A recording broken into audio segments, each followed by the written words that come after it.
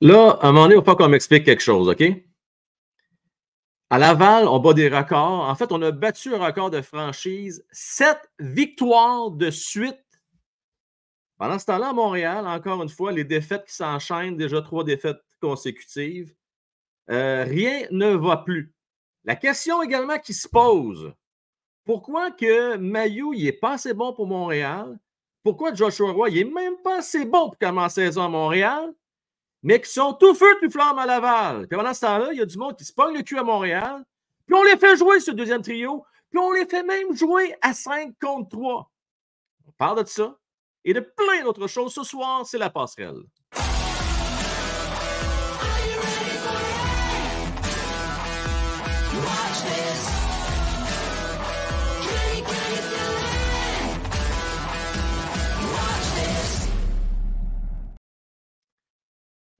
Hier, deuxième fois cette saison, en seulement 4 matchs, que Logan Mailloux fait 4 points. Il est tellement hot, Logan Mailloux, là, qu'après seulement 4 matchs, il est déjà le premier défenseur dans la ligue. Donc, 9 points en 4 petites parties. Et je vous rappelle que Logan Mailloux, à Montréal, 3 points en 5 matchs. Il y a plusieurs hypothèses. Je pense que l'hypothèse qui tient le plus la route, c'est qu'à Laval, il peut être lui-même. On essaie de le transformer à Montréal parce que dans le livre du Canadien de Montréal de Martin Saint-Louis, parce que je vous rappelle que c'est supposé être lui le boss, là. C'est supposé être lui qui est supposé être responsable du développement des gars. D'ailleurs, on va en parler du développement des gars, là. Parce que moi, je regarde ça depuis le début de la saison. Là. C'est pas bien, à part peut-être Cole et Suzuki qui continuent ou qui s'améliorent vers l'année passée. Les autres, là, on va dire en affaires, c'est du surplace ou c'est encore pire que l'année passée. Donc, je veux qu'on revienne là-dessus.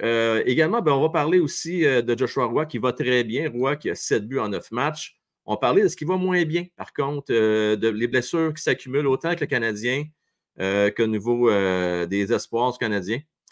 Donc, on va parler de ça. On va regarder de ce qui. On fait un petit résumé de la semaine du CH, comment ils se sont présentés après que Martin Saint-Louis a dit que les gars se sont vomis dessus. Ils ont pris du Pepto-Bismol avant la game d'hier. On va en revenir. Et puis, bien sûr, on va parler aussi de ce qui s'en vient cette semaine. C'est quoi les chances canadiennes aussi de sortir du marasme dans la semaine qui vient? Gang, le show sur la passerelle est entre autres, une présentation d'emploi rapide. Donc, tu te cherches une job, tu as perdu ton emploi. Inscris-toi sur emploirapide.ca. C'est simple, c'est rapide. C'est pas compliqué pour 5 cents. Et en plus de ça, si tu es un employeur et tu cherches de nouveaux talents, je t'invite également à aller du côté d'emploirapide.ca et de t'inscrire pour trouver la perle rare, mes chers amis. Également, vous le savez, hein, Trois Brasseurs, partenaire important pour nous autres. Si vous cherchez la bonne bière, la bonne bouffe, ou vous voulez voir un bon match, je vous invite à vous présenter aux Trois Brasseurs le plus près de chez vous. Également, si vous voulez vendre ou acheter une maison dans la grande région de Gatineau, je vous invite à contacter jimarsono.com. Il est le courtier numéro 1 Remax. Si vous êtes là en direct présentement avec moi, je tiens à vous souhaiter la bienvenue. Merci beaucoup, mon Mick. Le son est un peu bizarre, peut-être un peu normal. On va travailler là-dessus. Canadien 10, je fais un test ce soir. Mon nouveau studio n'est pas tout à fait terminé. Vous allez voir au cours de la saison, on va avoir plusieurs emplacements. On ne sera pas toujours à la même place. Je garde quand même mon studio principal, mais l'endroit où je suis, c'est où je vais avoir des invités. Fait que oui, je fais des nouveaux tests. Et puis, le son, faites-vous-en pas, mon cher Canadien 10, c'est un micro temporaire. Mais mes nouveaux micros s'en viennent, puis ils vont être sur la coche, pas à peu près, je peux vous garantir ça.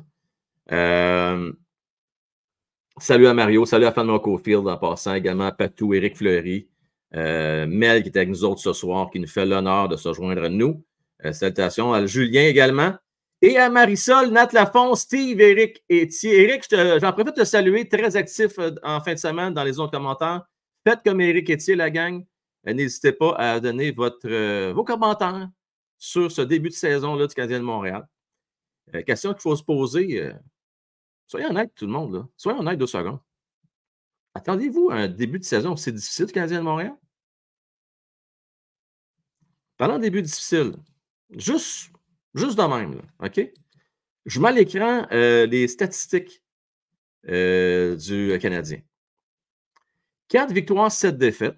Au moment où on se parle, on n'a aucune progression. On n'est pas dans le mix pantoute. OK? On est même pire que l'année passée. Et ce qui est très inquiétant, le Canadien est à moins 17. Moins 17. Si je compare avec le Rocket de Laval, juste pour le fun, Rocket de Laval, 8 victoires, une seule petite défaite. Ils sont premiers dans leur division. Et une fiche de plus 12. La question qui se pose, je comprends que ce n'est pas la même équipe, mais je reviens encore avec les gars. Je parlais de Mailloux, je parlais de Roy, je parlais de Barré-Boulet. Pourquoi que ces gars-là, ça va bien à Laval, puis à Montréal, il n'y a plus rien qui fonctionne? À un moment donné, gang, il va falloir qu'on se tourne vers Martin Saint-Louis. Moi, dans mon cas, moi, peut-être pas pour vous, moi, la ligne de miel est terminée. Je m'attends de progression cette année. C'est fini les passes droits. Martin, je m'adresse à toi. Il est temps que tu lâches le jeu de dames. Il est temps de jouer aux échecs. Parce que vraiment que ces parties-là, ça ne prendra pas bien de coups. Tu vas te retrouver échec et mat, mon Martin Saint-Louis. Il faut déjà, tu brasses ça, ce jeu de dames-là, puis ce jeu d'échecs-là. Il y a du monde qui se traîne les savates, comme on dit. Je ne peux pas croire. Écoutez bien, là. Commençons avec Kirby Dach. OK? Le fameux Kirby Dach, là. Supposément, il n'y a pas tellement longtemps, on disait que c'était pour être aussi bon, si ce n'est pas meilleur qu'un Nick Suzuki. Là, je peux bien croire qu'il a été blessé. Puis il faut être patient. Il faut donc être patient avec tout le monde, c'est correct. Mais Kirby Dach, là, il est à moins 14. Je vous rappelle, quasiment, il est à moins 17. Fait que ça, là, il ne peut pas être bien pire que ça. Le pire qui peut arriver, c'est moins 17, mais il est à moins 14. C'est pas épouvantable avec un peu? Que dire de nul autre que Alex Newhook? Alex Newhook, il y a une grosse pénitence. Une grosse pénitence. On l'a mis pendant une pratique, c'est à la 4e ligne. Ça a dû faire de la peine. Le soir même, on l'envoie sur la 2e ligne. 2 petits points depuis le début de la saison en 12 matchs pour Alex Newhook. Ça ne fonctionne pas, la gang. Il faut vraiment qu'on réveille et qu'on brasse les 4. On a 2, c'est pas 3 gars. Je pourrais rajouter Barré-Boulet. Je parle beaucoup de Roy et de Mailloux ce soir, mais Barré-Boulet qui fait très bien également depuis le début de l'année. Faisons quelque chose, s'il vous plaît. Un électrochoc. Il y a moyen d'envoyer 1 ou 2 gars à Laval ou de laisser sa galerie de presse. Il faut en profiter. Là, Uri est blessé. On doit faire quelque chose, la gang. On doit absolument faire quelque chose pour virer ça de bord. Je ne sais pas ce que ça en pensez. D'ailleurs, dites-le moi dans la zone de commentaires après le show, ceux qui vont l'écouter en rediffusion ce soir, ou bien les membres payants comme vous qui sont en direct avec moi. N'hésitez pas à laisser vos commentaires. Qu'est-ce que doit faire Martin Saint-Louis, Canadien de Montréal, pour virer ça de bord? Je veux quand même vous revenir sur le match d'hier. C'était mieux. Je vais être honnête avec vous, c'était mieux. Le Canadien, comme l'habitude, manque d'opportunisme, manque de finish. On a eu des occasions de marquer. Lane Hutson, entre autres, en fin de rencontre, a frappé le poteau. Ça a passé proche. Moi, je vais vous dire, l'effort était là. Samuel a eu un meilleur match, 2 buts accordés. Le 3e était dans un filet désert. Donc, au final, un bel effort d'équipe. Je pense que Martin Saint-Louis, quand même, avait raison d'être satisfait de l'effort. On a plus resserré le jeu, mais évidemment qu'il y a encore des lacunes. Puis là, à ce soir, je ne vais pas nécessairement vous parler du jeu défensif. OK, je vais laisser ça de côté. Je pense que tout le monde, on le sait tout, à part Martin Saint-Louis, que son système de jeu ne fonctionne pas. Je pense que c'est clair pour tout le monde au Québec, tous ceux qui suivent le hockey, tout le monde le sait. Même les joueurs doivent le savoir, tant qu'à moi, sauf Martin Saint-Louis. Mais on persiste. On persiste et on persiste et on persiste. Ce qui me chicote bien gros, puis ça n'a pas changé non plus. Remarquez bien ça, la relance, gang. Dès qu'on réussit à avoir le contrôle de la rondelle, que ce soit après un changement ou après un dégagement à la ligne rouge de l'équipe adversaire, qu'on passe à des changements, quand le Canadien est en possession du disque, là, trop souvent, je trouve qu'on ne joue pas en unité de 5 rapprochée. Les alliés sont beaucoup trop profonds dans la zone adverse, en territoire neutre, devrais-je dire. Ils sont trop loin. Souvent, je vois des passes bloquées où là, les gars ont la. Ils n'ont pas le temps vraiment de s'installer, de voir le jeu arriver, reçoivent la passe, il y a tout de suite quelqu'un qui vient les couvrir. Le problème du Canadien de Montréal, c'est au niveau de la possession.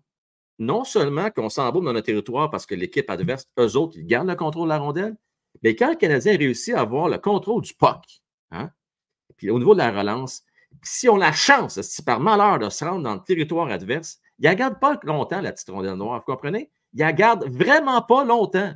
Et ça, c'est très problématique parce que si au moins on pouvait avoir le contrôle du 10 dans le territoire adverse, bien, ça pourrait nous aider au niveau statistique, au niveau de temps de possession, de mettre les chances de notre bord, mais ce n'est pas le cas. Donc, il y a vraiment bien des affaires à ajuster. Et je me demande vraiment si Martin Saint-Louis adapte ses systèmes de jeu en fonction de l'équipe qu'il a sous la main ou vraiment, lui, c'est encore là que c'est Pierre Jean-Jacques qui est sous sa main. Lui, il a une façon, puis c'est le même que ça va se passer, mais ça ne fonctionne pas, gang. Il faut absolument, absolument. Puis il ne veut pas être entouré. Il ne veut pas avoir d'entraîneur d'expérience qui lui dise ce qu'il faire. Donc, pour moi, là, c'est une question de temps. Puis d'ailleurs, je veux saluer Stevie qui est avec nous autres, peut-être, ou qui va nous écouter plus tard, le prophète. Lui, il y a à peu près 2-3 semaines, il m'a dit Frank, tu vas voir, ça ne se rend pas à Noël, Martin Saint-Louis. Puis moi, ça se peut pas. Là. Puis lui, il me dit ça au début de la saison. Là, ça n'allait pas si mal que ça après 3-4 games. Moi, je dis, ben non, Martin Saint-Louis, c'est chum à Ken, c'est chum à Jeff. C'est sûr qu'il est là. Au moins jusqu'à la fin de la saison, c'est sûr et certain. Je commence à me poser la question, la gang. Je regarde le pétage de coche, entre guillemets, Martin Saint-Louis, avec raison, quand il a dit que les gars se sont vomis dessus en troisième période, l'autre soir. Tu vois, un Martin Saint-Louis commence à en avoir le ras le pompon, mais il ne fait rien pour changer la situation. Tu as bien beau te choquer, puis d'envoyer tes gars en dessous du boss en conférence de presse, mais si tu n'ajustes pas ton système, si tu ne passes pas des messages en benchant des gars ou en faisant des changements dans ton alignement, il y en a fait un techniquement, le changement. Il a mis M&M, sa première. M&M, ouais. M&M, ouais. M&M, je pense qu'il brasserait ça plus que ça. Il sortirait une coupe de Riddle, de rap, ça irait au toast. Non, mais tu sais, M&M, c'est M&M. M&M, pourquoi j'ai M&M dans la tête? M&M, tu sais. Je veux bien, je l'aime bien, M&M, mais sincèrement, ça va prendre plus que ça. Ça va prendre un gars qui vient du côté du renfort, soit un Joshua Watt, par exemple, qui va super bien, ou à la limite, peut-être même un Barry Boulet qui pourrait s'amener à Montréal. Puis on le garde. Si on a peur qu'il soit réclamé au balotage, gardons-le. Mais en même temps, l'autre question qu'il faut se poser, moi, OK, mais ça va bien à Laval, on fait quoi? On va-tu commencer à enlever des morceaux là-bas? J'avoue que ça va bien à Laval, mais à un moment donné, la grande ligue, c'est à Montréal. À Laval, c'est bien plate, mais c'est une ligue de développement. Puis je m'excuse pour tous les partisans du Rocket, mais ça fait partie de la game. C'est une ligue de développement. Alors, ça fait partie de la game. Les gars vont être appelés à changer, à être appelés. C'est bien plate, mais ça même, ça se passe. Donc, il faut vraiment qu'il y ait une grosse prise de conscience. Et je ne sais pas si je dois discuter, je ne peux pas croire que ça reste avec elle, là, mais ça ne fonctionne pas. Puis, je vais vous revenir sur les matchs qui s'en viennent là, cette semaine. Ça ne sera pas facile, la gang. Les Canadiens vont devoir jouer contre les Flames mardi à Montréal, contre les Devils du Jersey à New Jersey, contre les Leafs de Toronto à Toronto. Si on est chanceux, peut-être chercher 2 points contre les Flames de Calgary. Je dis bien si on est chanceux. Mais sinon, c'est pas mal le top que je vois qu'on va aller chercher. Ça va être difficile contre les Devils et contre les Leafs. Même si les Leafs ont de la misère avec leur avantage numérique, ça demeure une excellente équipe de hockey. L'offensive, ça va virer. Oui, Monty a volé les Leafs la première game de l'année, mais je ne suis pas sûr qu'il va pouvoir répéter l'exploit une deuxième fois de suite. Je l'espère, je souhaite, mais ça va être tout un défi. Je veux qu'on parle un peu aussi, je veux revenir rapidement sur les derniers instants de la game d'hier. J'ai aimé la présence de Xhekaj qui a voulu venger, en fait, la blessure à la tête de Juraj Slafkovský. Un autre qui tombe au combat. J'espère que ça ne sera pas trop long. Après Goulet, qui a été commotionné, maintenant, c'est le tour de Juraj. Tu sais, le jeu arrive vite. Je ne peux pas en vouloir à Juraj sur la séquence. Il est combatif. Il veut aller chercher la rondelle. C'est vraiment un coup salaud, le coup d'épaule à la tête. qu'on lui a administré. Honnêtement, qu'est-ce qu'il va avoir comme conséquence de ce côté-là? Est-ce que ça va être sérieux? Il n'y a personne qui sait, à part Uri et l'équipe médicale du Canadien de Montréal, ils n'ont peut-être même pas encore au courant. C'est pas la première fois. Hein. C'est ça qui est un peu inquiétant dans son cas. Moi, je pourrais vous dire que ça fait au moins 3 fois qu'il y a une commotion cérébrale minimum, si ce n'est pas 4, depuis qu'il est avec le Canadien de Montréal. Je sais qu'il y a peut-être le dos large, mais je vais revenir encore à ça.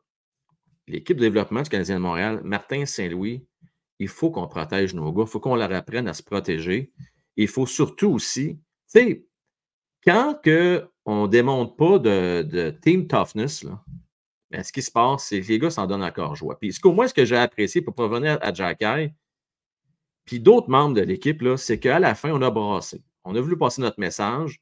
Et c'est excellent, ça, pour l'esprit d'équipe. Mais il faut qu'on le fasse plus souvent. Il ne faut pas attendre après coup. Parce que là, je ne sais pas si vous avez remarqué ça comme moi, c'est souvent après coup que les Canadiens réagissent. Là. Moi, j'aimerais ça, dès le début de la rencontre, qu'on fasse sentir notre présence. Écoutez bien, vous voyez comment on passe, là? Mais dites-vous que ça va être 10 fois pire s'ils commencent à toucher à nos jeunes joueurs. Parce que là, ce qui va se passer, les prochains, ça va être des Lane Hudson, ça va être des Cole Caulfield. Là, je me croise les doigts puis je touche du bois. Je ne veux pas que ça arrive. Là. Mais ça va tout tomber comme des mouches si on n'apprend pas nos gars à se protéger. Et surtout, je vous dirais, si on ne laisse pas Xhekaj aller. Puis c'est plate pour Xhekaj parce que vous l'avez vu encore hier, là, c'est absolument absurde. C'est lui qui se fait retenir son bâton, puis on lui descend de 2 minutes de pénalité en début de match. D'ailleurs, les arbitres, je pense, en ont rendu compte.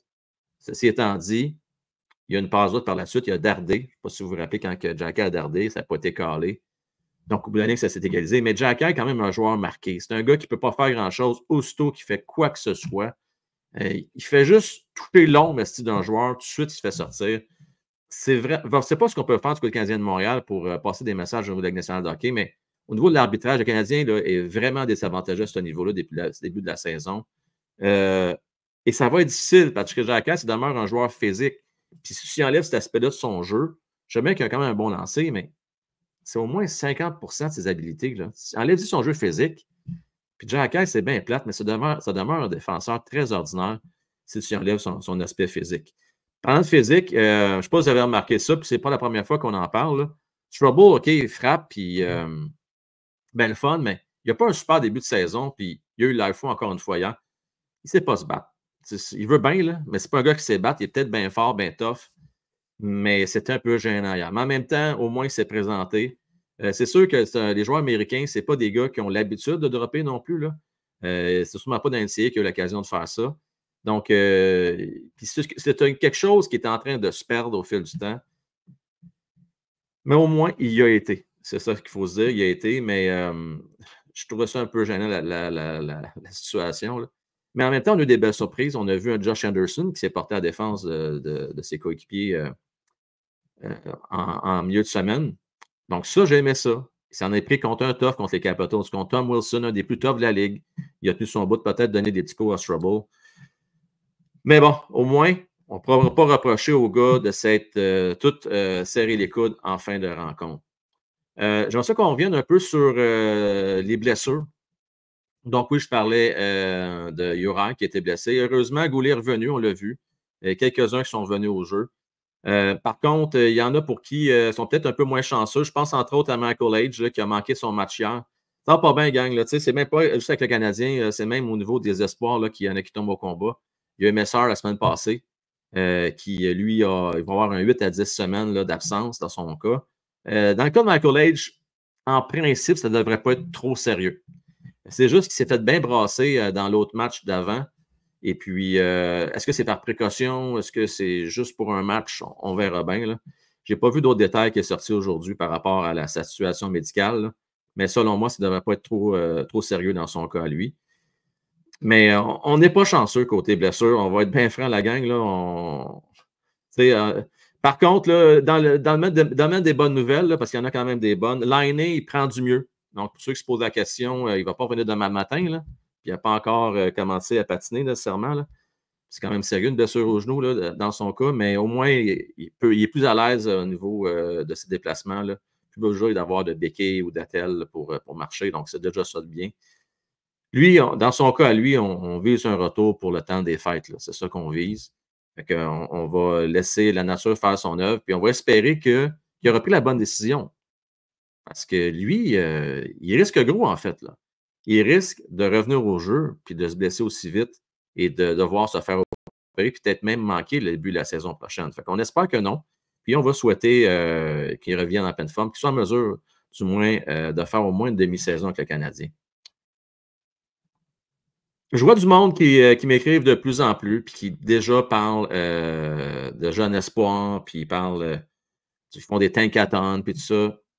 Moi, je préfère attendre. Ceci étant dit, si vous voulez déjà commencer à regarder ça, je vous invite dès la semaine prochaine, on va commencer à avoir des choses spéciales sur les espoirs, les jeunes à suivre pour le repêchage 2025. Ça va être séparé en deux segments.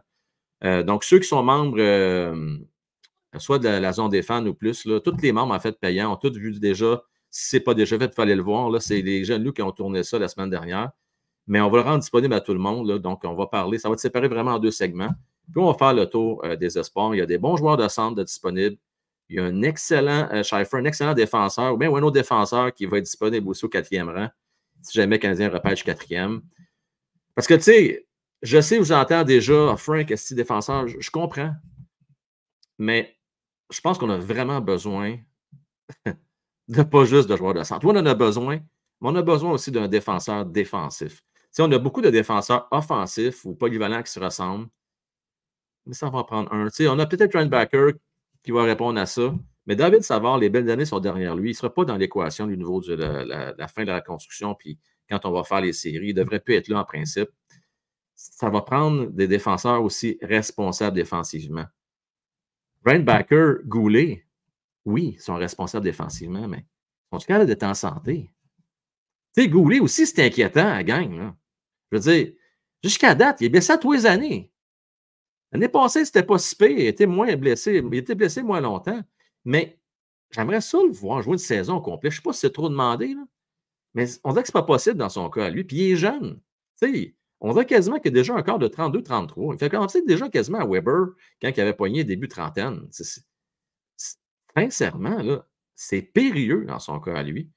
Je comprends qu'on ne veut pas dénaturer, on veut qu'il demeure un gars physique, là, puis un gars qui est impliqué, mais il semble être un joueur marqué, puis un gars qui est propice aux blessures, puis je pense qu'on en a trop de ça. Puis c'est un examen de conscience qu'on va devoir faire du côté du Canadien de Montréal, à savoir, on repêche les gars trop fragiles. Est-ce qu'est-ce qu'on fait avec l'examen médical? Tu sais, ça promet des affaires. Puis deux, est-ce qu'on s'assure aussi de bien éduquer les gars? Puis ça, c'est pas qu'à Montréal, ça se passe à Laval, ça se passe là, tout au long de l'année. On a une grande équipe. Là. Il y a du monde un peu partout là, qui travaille pour le Canadien de Montréal, qui font le tour. On va même en Russie voir des Midov. Puis là, encore une fois, je touche du bois, des Midov, ça va bien jusqu'à date, la gang. Hein. Il est en santé, il n'a pas été blessé cette année. On sait qu'il a été blessé à la fin de la saison passée, juste avant son repêchage, en fait. Mais jusqu'à là, ça se passe bien. Donc, de ce côté-là, au moins, on est correct. Mais oui, c'est quelque chose qu'il va devoir garder parce que sinon, année après année, il faut se poser la question. Pourquoi qu'on a toujours parmi les équipes les plus pénalisées du point de vue blessure. Pas juste pénaliser blessure, pénaliser aussi. Là. Mais au niveau de blessure, pourquoi on écope autant? Là, je sais qu'il y a des affaires qui ne vont pas trop bien avec raison. Je vais parler du moins 17. Au moins, je veux quand même sortir du positif là, au niveau du Canadien de Montréal. L'avantage numérique fonctionne quand même relativement bien. Ça n'a pas été facile le 5 contre 3, mais règle générale, là, on est productif. En même temps, tu sais, 5 contre 3 hier, je veux bien quand on veut gagner la mise en jeu, mais de voir, qu'est-ce qu'il a? Je m'en ai dit, qu'est-ce qu'il colle là? Mais c'est un peu ça pareil. Qu'est-ce qu'il fait là, tu sais? Là, je ne sais pas, il a marqué un but, puis là, on part en peur, là, puis là, ça devient la nouvelle coqueluche canadienne. Tu sais, à un moment donné, là, j'aimerais ça la comprendre, celle-là.